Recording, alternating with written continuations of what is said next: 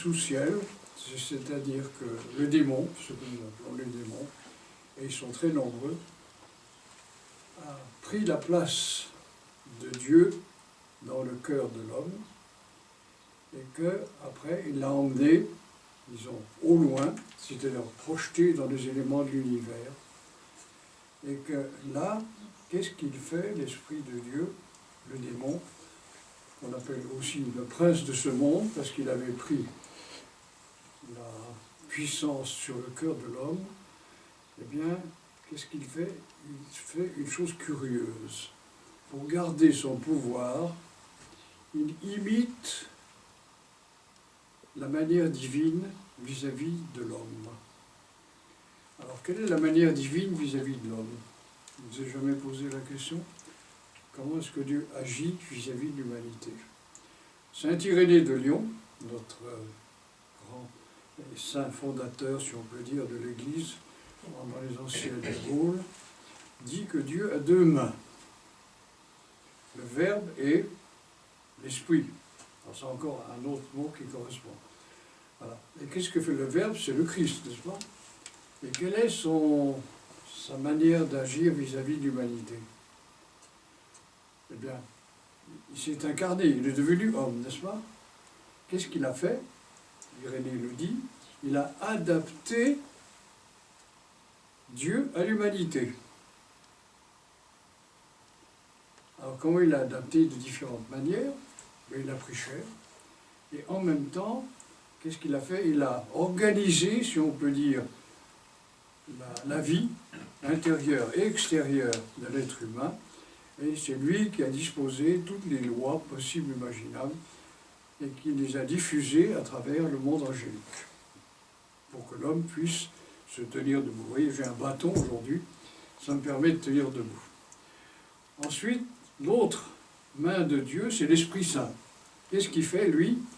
Il n'adapte pas Dieu à l'humanité. Qu'est-ce qu'il fait?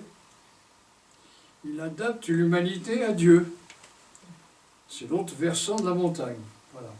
Donc, c'est lui qui fait ce genre d'adaptation, l'Esprit Saint.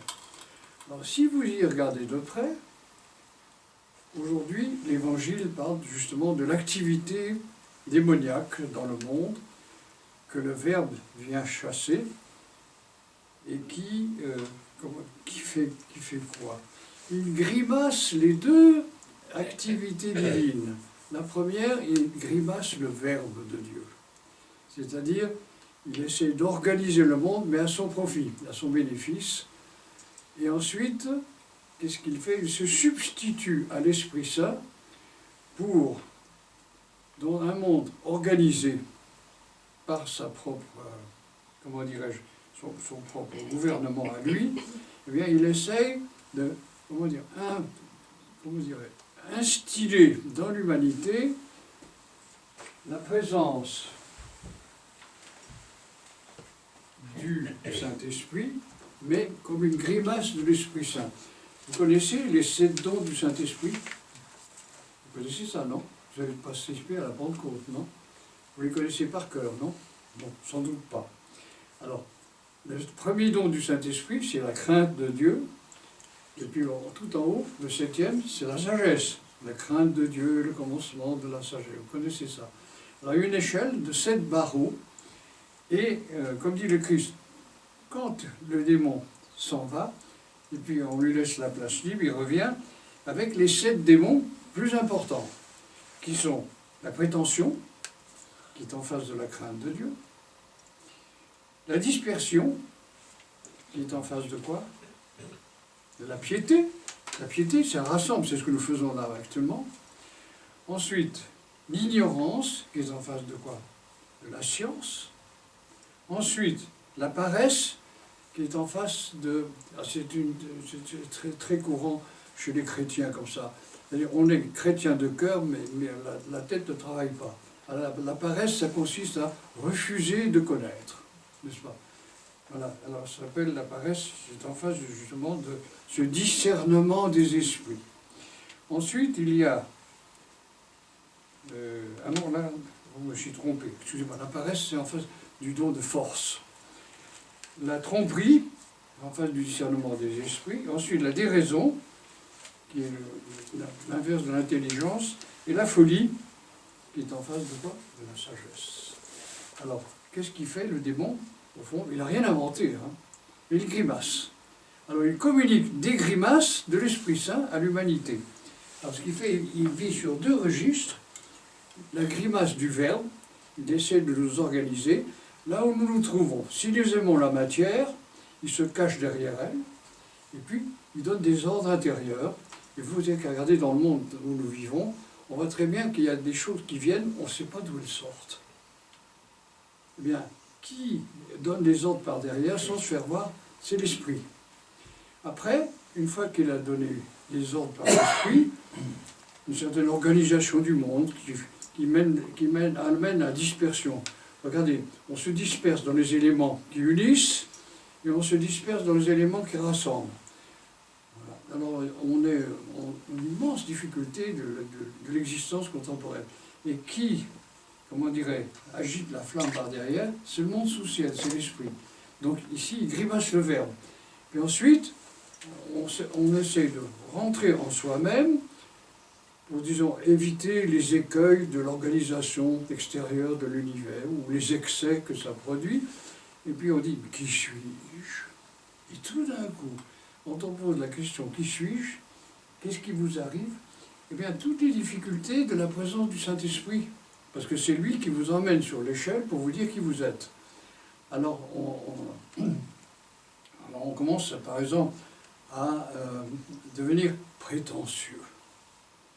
Alors, je prétends que je suis savant, ou que j'ai des possibilités, ainsi de suite. Alors, tout d'un coup, qu'est-ce que ça fait? Ça vous fait casser, briser votre propre être. Est-ce que vous connaissez un peu l'Égypte? Non? Vous n'avez jamais été en Égypte? Non? Est-ce que vous connaissez qui est le grand personnage qui s'appelle Osiris? Non? C'est ce que les Égyptiens anciens appelaient le dieu au cœur arrêté, et dont les membres sont dispersés. C'est l'Adam primordial, c'est nous. C'est intéressant. Alors les membres sont brisés en multitude de morceaux, ils s'en vont dans tous les coins, au lieu de se rassembler pour finalement trouver derrière un corps uni, disons, qui est la personne qui se trouve à l'intérieur. Alors ici, le démon nous disperse, disons, dans des tas d'événements, la tromperie, la déraison, etc., qui sont, comment dirais-je, les grimaces des puissances que l'Esprit Saint nous communique peu à peu pour nous amener vers qui nous sommes. Je ne sais pas si je me fais comprendre, un peu compliqué peut-être, non? Mais retenez ça, le monde, il ne faut pas croire que notre monde est neutre. Où est la neutralité en dehors des Suisses? Non? Chez nous. Si on vous demande, est-ce que vous avez le goût à vivre ou le goût à mourir? Qu'est-ce que vous répondez? Moi, je ne sais pas très bien, non? Vous savez, vous? On sait pas très bien. Hein? Vous savez, vous? Vivre. Plutôt vivre. Et vous? Plutôt vivre. Plutôt vivre. Oui, évidemment, la question est mal posée. Hein? Il y avait un condamné des procès staliniens, vous savez, en 1935, qui avait été emprisonné longtemps. Staline a fait un procès, on le sort de prison. Il dit, vous m'avez rendu un grand service. Voilà, 10 ans que je suis en prison, vous allez me juger, vous allez me condamner à mort, ou bien vous allez me laisser vivre.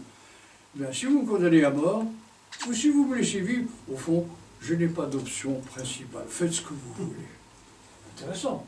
Bien, c'est exactement ça qui se produit dans l'être humain. Eh bien, derrière ces questions uniques, disons, l'Esprit Saint nous amène vers l'acquisition de la vie, qui est la découverte de qui nous sommes. Alors, nous sommes sur deux registres. Le registre de Dieu qui s'adapte à l'humanité, c'est le registre du Christ, et le registre de l'humanité qui est adapté à Dieu, c'est le registre du Saint-Esprit. Alors retenez, l'esprit sous ciel, l'esprit malin, l'esprit destructeur, l'esprit prétentieux, trompeur, etc., distille comment dire, ses propres énergies qui sont des grimaces, disons, à la fois de ce que fait le Verbe et de ce que fait l'Esprit Saint. Rappelez-vous ça, sondez le mystère, et vous commencerez à comprendre que nous sommes souvent, s'il n'y a pas de Dieu présent avec nous, nous sommes des pantins de l'esprit démoniaque. Et alors on se pose la question, pourquoi y a-t-il tant de maux et de misère dans l'humanité? Ben parce que on délaisse la parole divine, on n'invoque pas le Saint-Esprit, alors après, l'autre, il fait chauffer le feu par derrière.